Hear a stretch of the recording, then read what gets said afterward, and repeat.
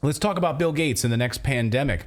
Bill Gates and the World Health Organization have announced when we will see the next pandemic, and they have a date for us. So get this on your calendar. Prepare, plan your trips around this next pandemic right now. We'll have more on that in a second and the dates. But you'll remember Bill Gates and the World Health Organization previously held what was known as the 2001 Event 201. And it was about the Event 201 exercise. It was a simulation involving a coordinated global response to a coronavirus that they held in a simulation just months before COVID-19 was declared a global pandemic. So they're pretty good at predicting this stuff. I don't know how they pull this off.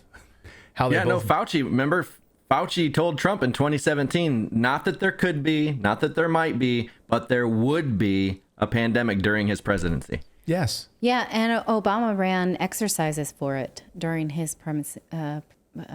During his pregnancy. During his presidency, too. At the womb factory. So they've just gotten together and they're doing it again now. Bill and Melinda Gates Foundation, along with Johns Hopkins Center for Health Security and the World Health Organization. I wish I was making this up, but this is not a conspiracy theory. They did this. And they just conducted their next pandemic tabletop exercise in Belgium. It's called the Catastrophic Contagion. Hey, honey, where are you going this weekend? I'm going to Belgium. I got a conference. Oh, yeah, what's it about? It's called the Catastrophic Contagion event. Oh, what are you guys going to be doing? Oh, we're just planning the next pandemic. Just getting everything ready. Getting everything ready and locked up, and the new virus and vaccines. We'll have vaccines ready to go because that's how we do this. We plan it, and then we, of course, have the vaccines ready to go. So this is the video that Bill Gates put together along with the team, complete with simulated news reports like this. This is really what they're preparing for us. This video is called Get Ready. Watch.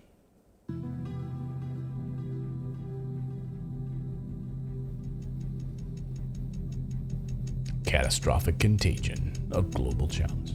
Breaking news. Two Latin American countries alerted the WHO of several outbreaks of a new infectious disease that's mysteriously appearing across the region. Severe Epidemic Enterovirus Respiratory Syndrome 2025. Oh, so that's the name, guys. Just write this down. That'll be the name of it, okay? It's going to be SEERS. It's going to be called the Severe Epidemic Enterovirus Respiratory Syndrome, and 2025 is when we'll see it, okay?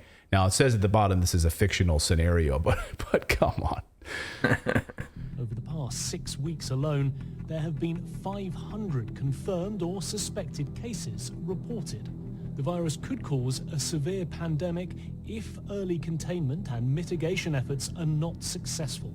The pandemic in this type of situation and trend would be a risk for the global health security. Pandemics are inherently political, financial, and so much broader. We have not spoken on the leadership in country. And I think that we need to be also very careful. We cannot decide a lot of things without the leaders be involved and agree on that. Oh, really? That's an interesting point that she's making.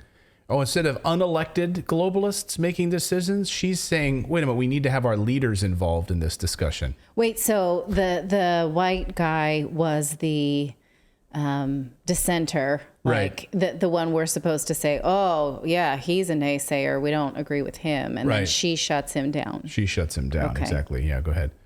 There is no substitute for national leadership. It's important to support the local response or the national response.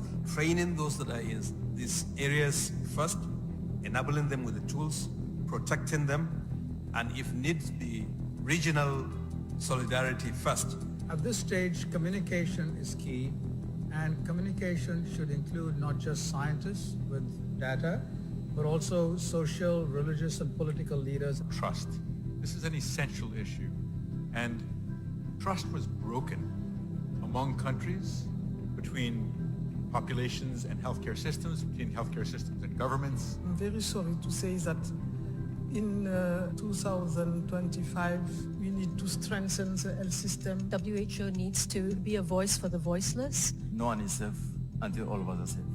As of today, there have been an estimated 1 billion cases worldwide, with more than 20 million deaths, including nearly 15 million children.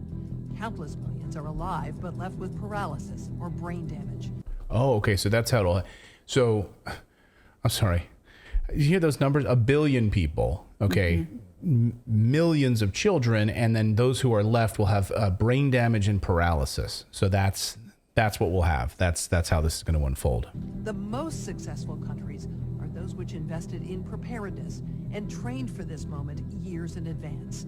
This included having full-time pandemic preparedness and response teams, which conducted detailed operational planning and routinely tested those plans through exercises and drills. Okay. I should also point out, I didn't recognize her at first. This is Jean Reserve. She used to be a CNN anchor. She used to be a CNN reporter. Did she? Yeah. So now, I mean, just goes to show you like the cozy. I didn't recognize her at first. Her hair is, she's older, gray, and I didn't recognize her. But she was a CNN anchor reporter. This goes to show you the coziness between the mainstream media and the likes of like the Bill and Melinda Gates Foundation and the World Health Organization to add credibility to a message that they're trying to get out. Right? Yes, but we've been freelance journalists before too, and you realize that she's just taking a contract job. Okay. We shouldn't begrudge someone taking a paying job. All right. And I saw this circulating online really quick. I found it on YouTube and I showed Jennifer because I was like, this is like crazy that this was before COVID hit that they were playing this. And now you can't find it on YouTube. And I watched it on YouTube. So after it started to gain traction, it was scrubbed from YouTube. And now I believe you can only find it on Rumble. This video? Okay. You said this was before COVID because this just came out.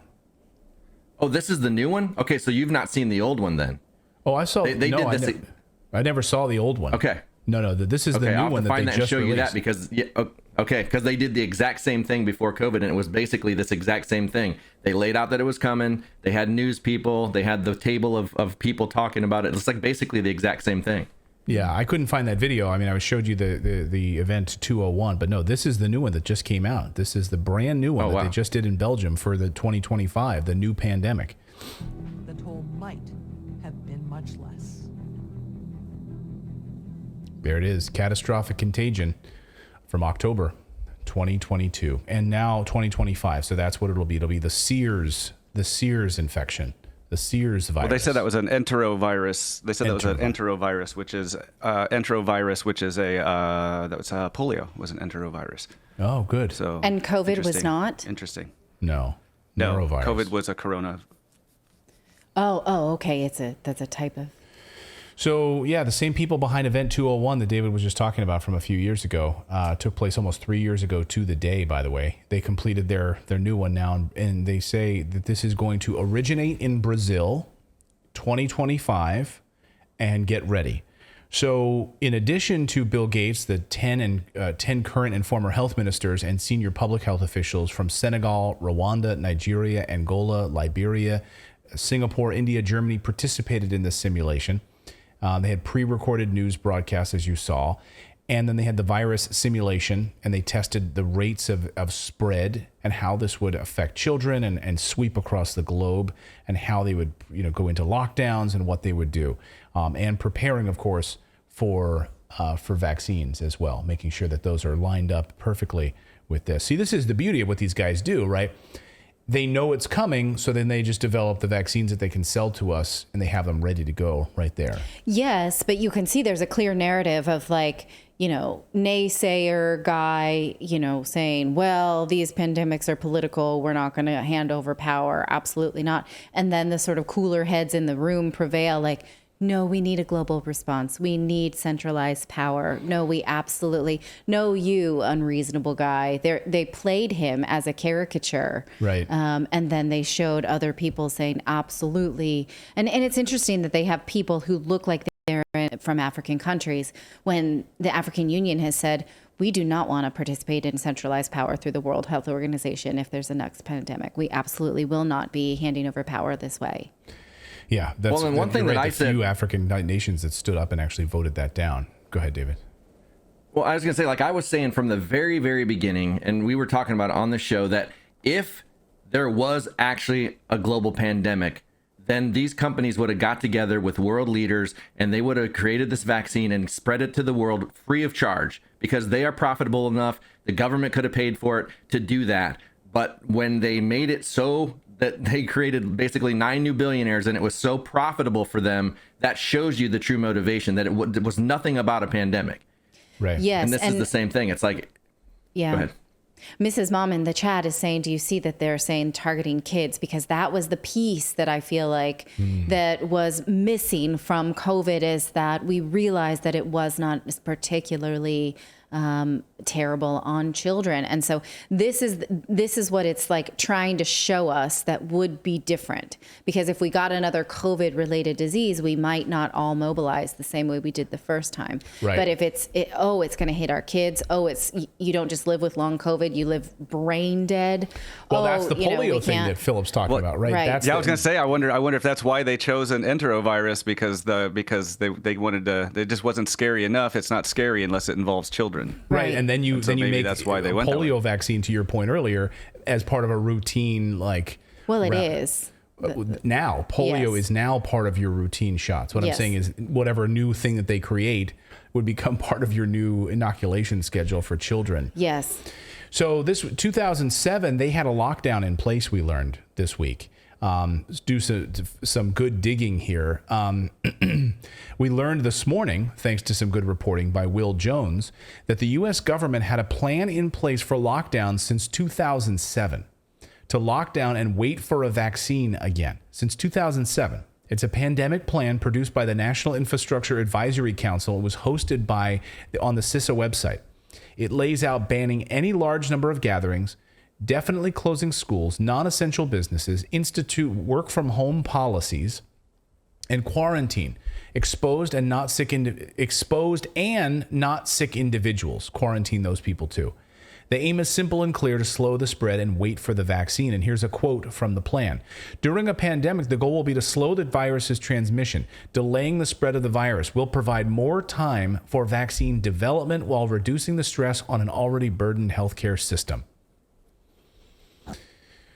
So that was in place. That's been in place. Thanks to Will Jones for uncovering that. So there you go. That's get ready, 2025 Brazil, and mark your calendars now. Make sure you plan your vacations accordingly. Okay. I don't want to do that, but I don't either. Thank you so much for watching this segment here at Redacted. We are live every day at 4 p.m. Eastern time, trying to share the stories that the mainstream media will not cover. You should also come over and join our community of Redacted Rebels over at Redacted.inc. That's our private locals community where we can share exclusive content that we simply cannot share here on YouTube. Come over and join the rebellion together right now by going to Redacted.inc. We'll see you next time.